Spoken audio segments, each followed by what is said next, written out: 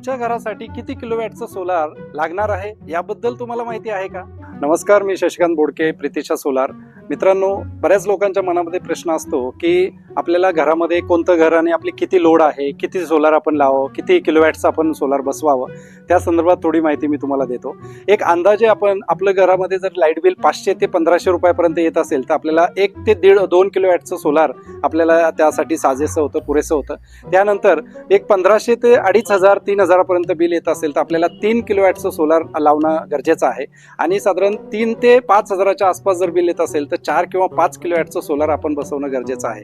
तर मित्रांनो, या पद्धतीने एक साधारण 2 ते 5 किलोवॅटचं आपण 2 ते 5000च्या बिलाच्या रेंजमध्ये आपण सोलार बसवू शकतो. त्यामुळे आपल्या बिलावरून पण आपल्याला समजतं की आपण किती किलोवॅटचं सोलार बसवलं पाहिजे.